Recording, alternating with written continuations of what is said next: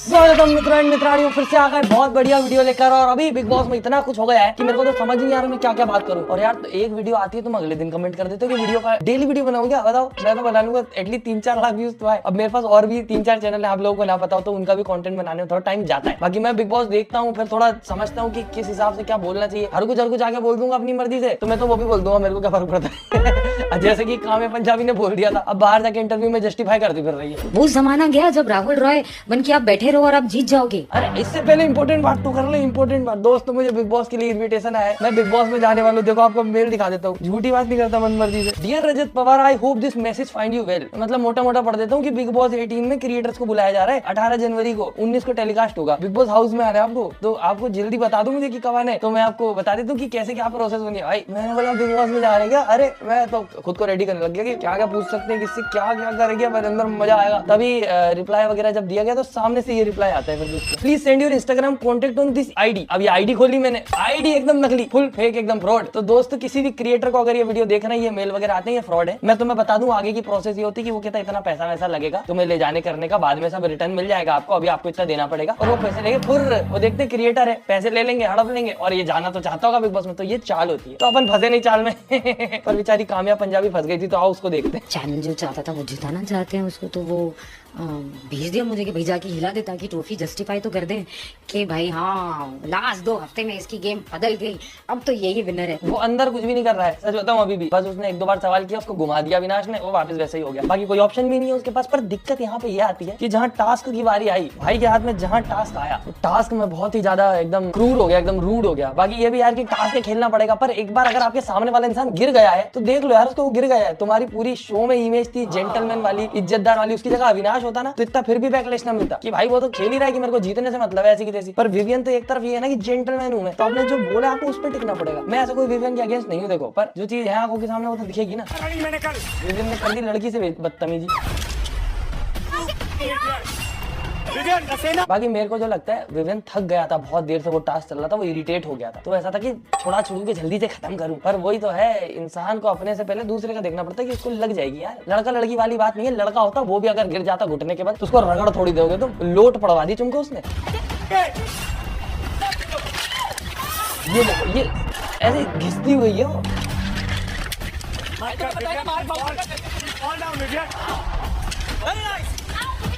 Are you crazy, Vivian? क्यों लगे bro? आजा ना मेरे साथ, आना तू, आना। हर चीज में फाउंडेशन लेगा क्या?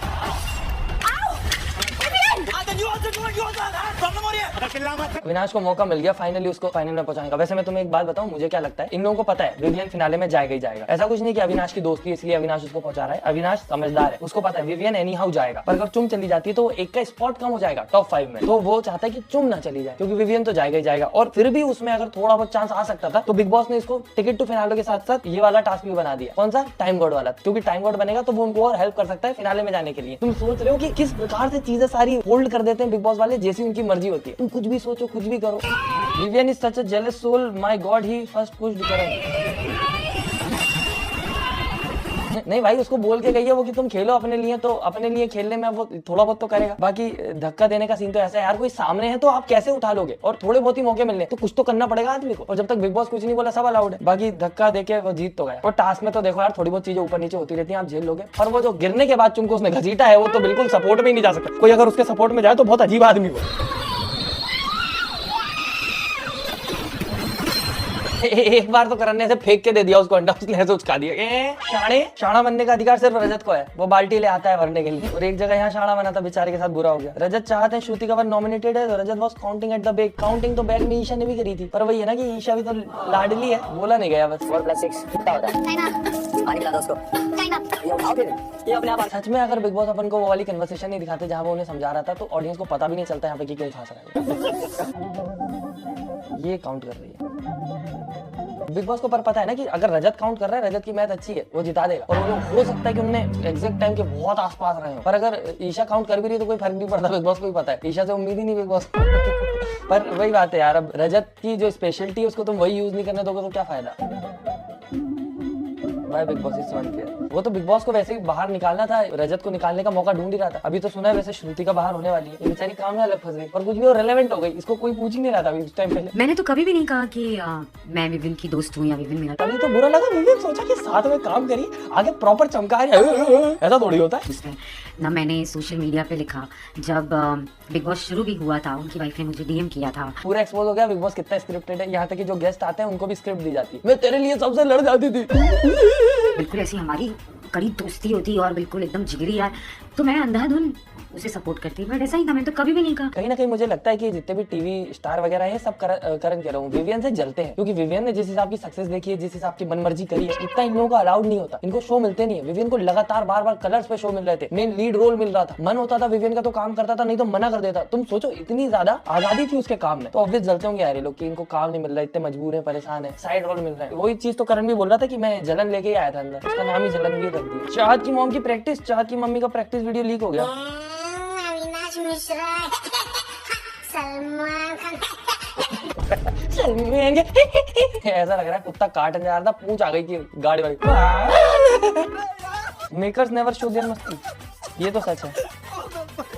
देखो तुम कितने ही अगेंस्ट हो विवियन, ईशा, अविनाश के, पर इनकी मस्ती बहुत रेयर दिखाई जाती है, बहुत रेयर, और करण इन लोगों की ज्यादा दिखाई जाती है। अब देखो इसके दो नजरिए होते हैं, एक ये कि ऑडियंस क्या देखना पसंद कर रही है। मेरे इंस्टाग्राम पर इनकी मस्ती पहली बार आई है, मेरे इंस्टाग्राम पे भी उन लोगों की आती है, क्योंकि बिग बॉस वाले दिखाते हैं ऑब्वियसली, एपिसोड से क्लिप ज्यादा कट के चलती है, पर बिग बॉस वाले शायद इसलिए भी दिखाते हो क्योंकि उनकी चल रही है, या तो फिर हो सकता है ये सीजन ही नहीं चल रहा, तो बिग बॉस वाले कोशिश करते हैं कि जितना हो सके सीरियस सीन ही दिखाया जाए।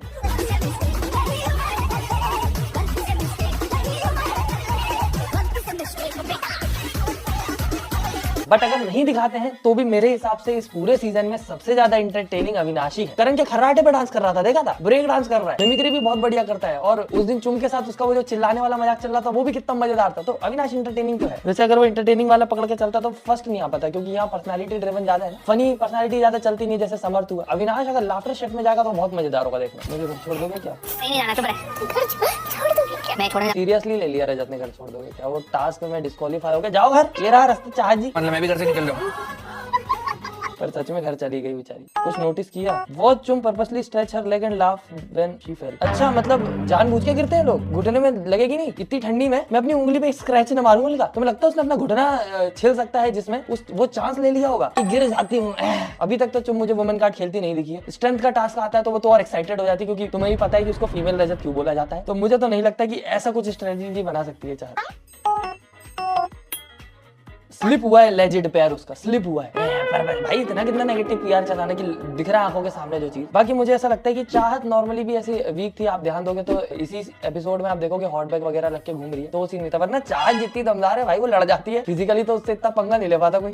रिव्यू में ईशा कहाँ चली गई? ये लगता भाई बेचारी का। विवियन ने पहली बार मुझे बहुत अच्छा लगा कि उसने खुद के लिए खेला, खुद को चूज किया। स्टिल इसको 5 दिलवाने से अच्छा अविनाश को 3 दिलवा के वहां 5-5 ना कर लेते। पर ईशा को भी पता है कि उसके फिनाले में जाने के चांस कम है, इन दोनों के ज्यादा है, तो वो ऐसी थी कि मेरे को पहुंचा देते ना, मेरे को तुमने तो अपने लिए खेल लिया, क्या मतलब मैं भी अपने लिए खेल दूं। बेचारी ईशा और शिल्पा तो बेचारी दौड़ी नहीं भाई। शिल्पा कहाँ थी इस एपिसोड में? शिल्पा क्यों नहीं दिखी यार? तुम एक तो यार ये बुड्ढा बुड्ढी लोगों को मत लाया करो, डोकरा डोकरी बेचारे वो भाग नहीं पाते, क्या करें फिर वो। वैसे यार इन लोगों की भी एज कम नहीं है, करण वरण भी एजेड ही है, पर ठीक है शिल्पा बहुत ज्यादा हो जाती है। और फैमिली टास्क में सबको अंकल आंटी बोल रही थी भाई, क्या पता भाई, मेरा तो कमेंट में किसी ने लिखा था, मैं पढ़ के बहुत हंसा कि ये क्यों सबको अंकल आंटी बोल रही है। क्या हम 3 कंटेंडर्स बनते हैं? भाई क्यों नहीं तो एटीट्यूड। फिनाले वीक के पास आते ही आ रही है दोस्ती में दूरियां। ईशा कंटेंडर बन भी जाती ना। नहीं यार, इस तरीके से ईशा को नहीं बनाया। ये बहुत बड़ा डाउट बन जाएगा दिमाग में।